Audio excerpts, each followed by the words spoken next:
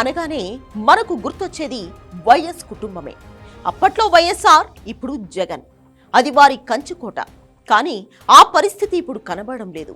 అధికారంలో ఉన్నా లేకపోయినా పులివెందులలో పులిలా తిరిగిన వైఎస్ కుటుంబం నేడు అలా లేదు. పులివెందుల జడ్పీటీసీ ఎన్నికల్లో గెలుస్తుందా లేదా అనేది పెద్ద డౌట్ అయిపోయింది. మొన్న అసెంబ్లీ ఎన్నికల్లో 7 స్థానాలు ఓడిపోయారు వైసీపీ వాళ్ళు. అసలు అధికారం కోల్పోవడం ఒక షాక్ అయితే, కడప జిల్లాలో ఇలా ఓడిపోవడం పెద్ద షాక్.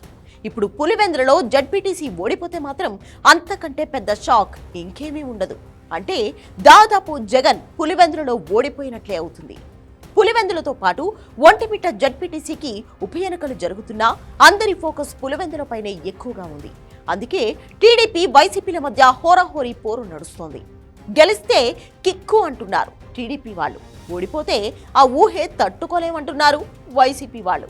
అందుకే ఇద్దరు పోటాపోటీగా ప్రయత్నిస్తున్నారు. అందుకే రోజుకో గొడవ కూడా అవుతుంది. అయితే అధికారంలో ఉండడం టీడీపీకి ప్లస్ అయింది. ఎప్పటి నుంచో స్థానికంగా పాతుకుపోయిన బలం వైసీపీకి ప్లస్.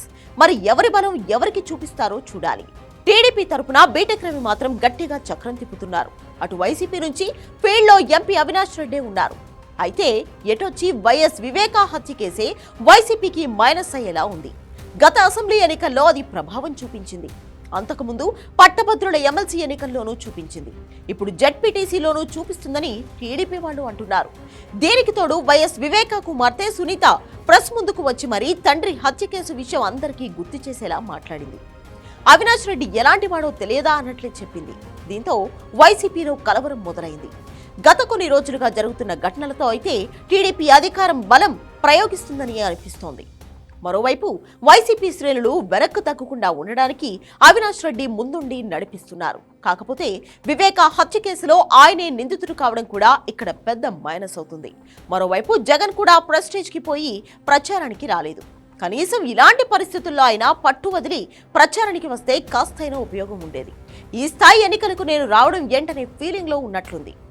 అటూ ఇటూ చేసి పులివెందుల జడ్పీటీసీలో టీడీపీ జెండా ఎగిరే అవకాశాలే ఎక్కువగా కనపడుతున్నాయి. మరి పోలింగ్ రోజు ఎన్ని గొడవలు జరుగుతాయో, ఎవరు ఏ వ్యూహం అమలు చేస్తారో దాన్ని బట్టే గెలుపు నిర్ణయం జరిగే ఛాన్స్ ఉంది. ఎందుకంటే పోటాపోటీగా ఉంది కాబట్టి మార్జిన్ తక్కువగా ఉంటుంది. ఇలాంటప్పుడే పోల్ మేనేజ్మెంట్ డెసిషన్ మేకింగ్ లో కీలక పాత్ర పోషిస్తుంది. జనరల్ గా స్థానిక ఎన్నికల్లో అధికార పార్టీకే అడ్వాంటేజ్ ఉంటుంది. మరి పులివెందులలో కూడా అదే జరుగుతుందా?